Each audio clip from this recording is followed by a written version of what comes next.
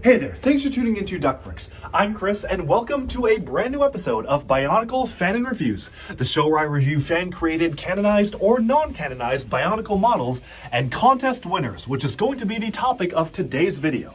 Now, previously we hosted here on Duckbricks the Dinosaurs of Bota Magna Fanon contest. We got hundreds of entries, narrowed it down to 12 finalists, and I am building and reviewing all 12 finalists to showcase here on the channel for all of you.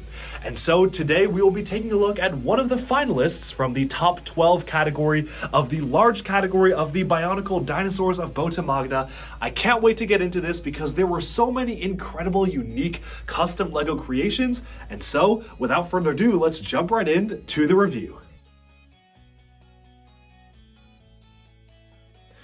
Alright, so here we have one of the finalists of the Dinosaurs of Bota Magna contest. Out of hundreds of entries in the large category, this was one of the top 12 finalists, the Bota Toro by Velociraptor. Now this is a really interesting model because while it is in the large category, it is one of the smaller sized ones in comparison to some of the other models on this list, but absolutely this does not mean that it is one of the less detailed ones because this is something that actually is packed with a lot of detail and pretty interesting building techniques despite being made at a fairly smaller size compared to the rest. I think the most obvious and most interesting technique to me is the way that the neck is actually built. If you aren't aware, this is actually made by a flex tube. There is actually a series of flex tubes that actually connect these all together. There's kind of one near the top, and it really just kind of goes all the way through the top parts of the Hero Factory foot elements to really have the curvature being done on the neck itself. For me, it's one of the most interesting building techniques I've seen for a creature like this. Haven't really experienced something like that before, and all in all, this was just a really fun model to put together. In some ways, it felt like building a classic Bionicle model that was very simple and very easy to complete and to put together, especially in the way that the legs are done with very, very simple building techniques, and in others, it really impressed me by the amount of unique variation in the way that it was built. So I'm going to start off this review by, of course, talking about posability like we do on all of our other reviews, going through the three major points of the model itself. Posability is very, very simple for this model and done very well in addition. You can see that the legs themselves, you can move these back and forth. There is a friction joint, so don't really need to worry about it actually being able to fall over with the knees. It actually is a little bit annoying because it does tend to just pop out of the friction joint, as you just saw, but if you're careful about it, you can really just move this whichever way you want. You also have the feet being attached by these friction add-on pieces from Bionicle G1, or the friction attachments, so mounting the Paraka feet in a slightly different way than they usually are. The only major complaint here is the way that the upper legs actually attach, because as you can see, they are just attached by a particular kind of socket piece here, so you can move it back and forth a little bit, but not by a ton, and that kind of just causes things to wobble around and kind of fall out a little bit unless you really just kind of push it back into place here. So a couple things like where you can see things will just kind of fall apart, but as long as you're careful with it, it will just stay together. These are all just basically held on by a single Technic pin, so there is a bit of a con to that. Otherwise, though, the articulation is pretty okay. You don't really need to bend the legs any more than this amount, so that is totally fine. And it does look really good being able to be on display here with the way the legs are actually set up, kind of in this digitigrade form. You really just have this feeling very animalistic in the way that it's done.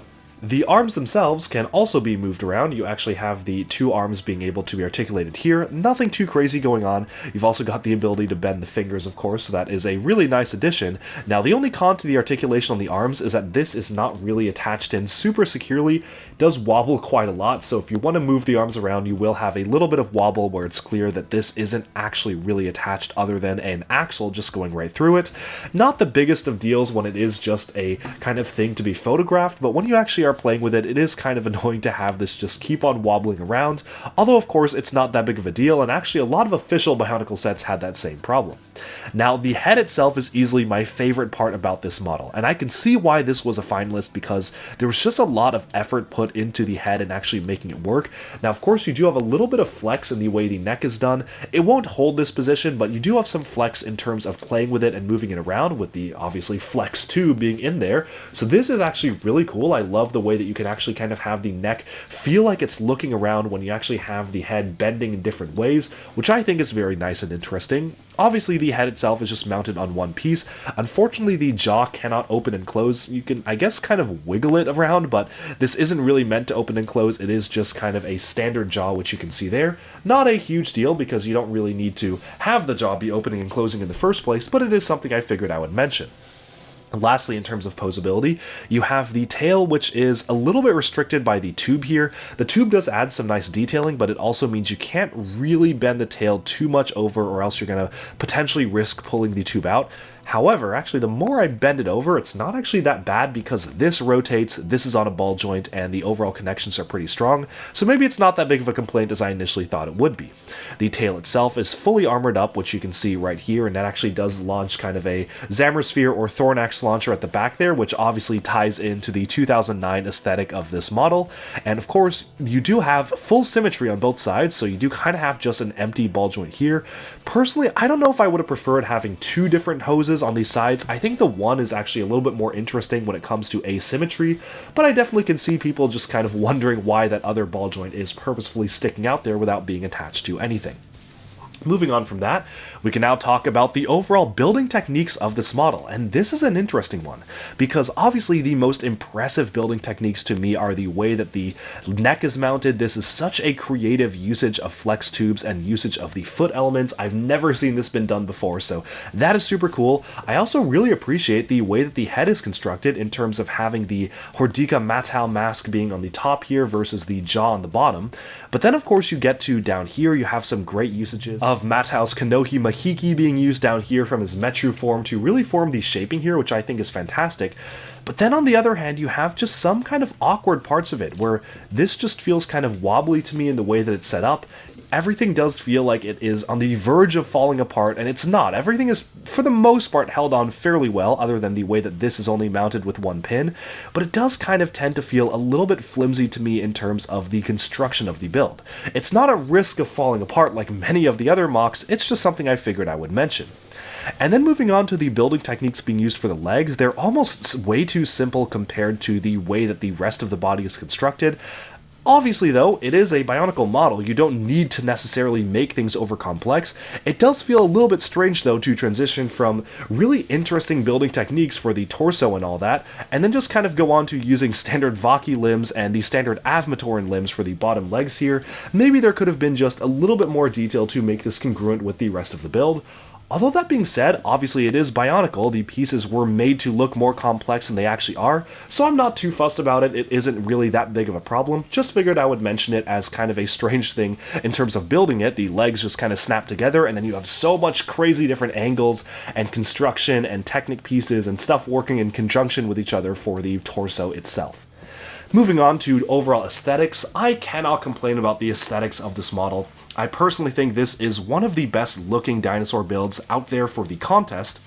I really appreciate the way the color scheme is blocked here. You have a lot of silver being used for these mechanical aspects, but then you have a mix of the dark gray, which kind of looks like almost the under armor skin of the creature itself, with just kind of the dark green being placed over it. There are a lot of clever choices being used for the color scheme here, like the lower legs being all gray, the arms being gray, which suggests kind of a congruence between these limb pieces and these limb pieces, and then overall, of course, you have the gray kind of tail back here, but armored up with the dark green.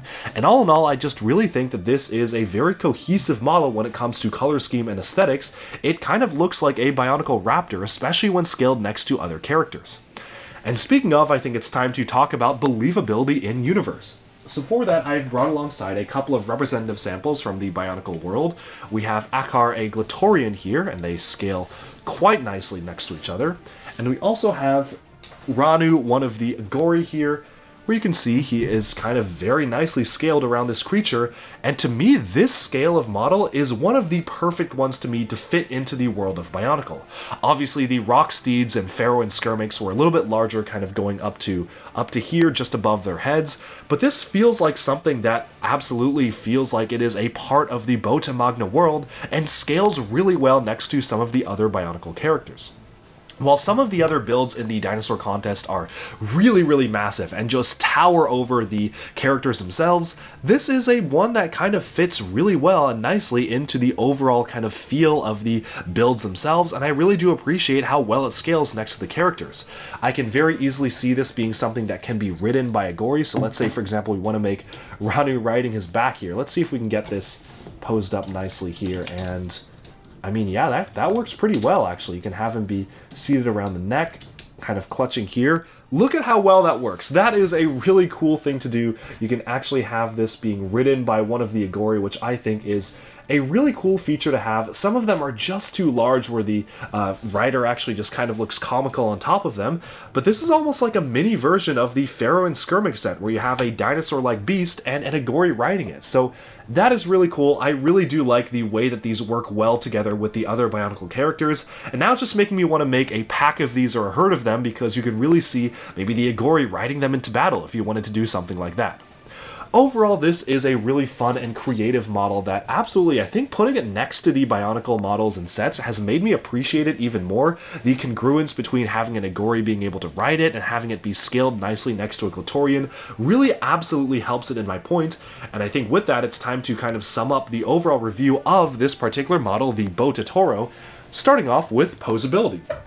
So in terms of posability, I am going to give it an 8 out of 10 just because of the way the back legs are mounted. As I mentioned, it is easy when you're moving it around to just have this whole section just fall off. It also does not actually help the model by having the articulation be really limited in the way that the positioning of the ball joint is here.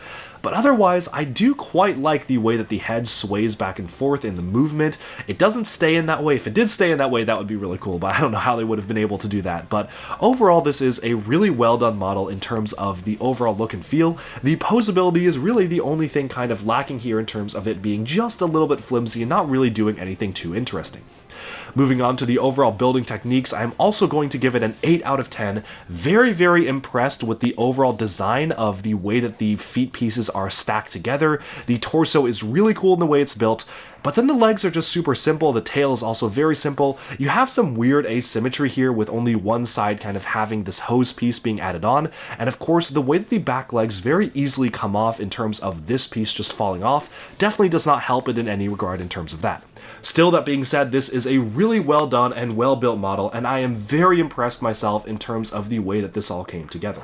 And lastly, I think it's time to talk about the overall aesthetics of this model. And I'm going to give this a 9.5 out of 10 for aesthetics. There are a few strange things like the random ball joint just sticking out there, and I guess sometimes when you move the hose around it does kind of tend to look a little bit awkward, but overall this is a really nicely done model. I am very impressed with the overall aesthetics and particularly the color scheme blocking of the model itself. Very nice how it's done with the dark grays and dark greens and the silvers. Overall, just very impressed with this, and you know what score it's getting for the believability in universe. That's right, 10 out of 10. So fun to be able to have Agori actually be riding its back. Overall, this is one of the more charming kind of smaller builds when it comes to these large-scale category of the Dinosaurs of Bota Magna Fanon contest, and entries like this really make me appreciate the amount of variety you get in the contests like these, and the amount of creativity you would get when designing different dinosaurs for stuff like a Dinosaur Bionicle contest. I hope you've enjoyed this review, and thank you all so much for tuning in to Duckbricks. Be sure to like and subscribe for even more LEGO news, reviews, discussion, and analyses coming your way very soon. Thanks so much, and bye for now.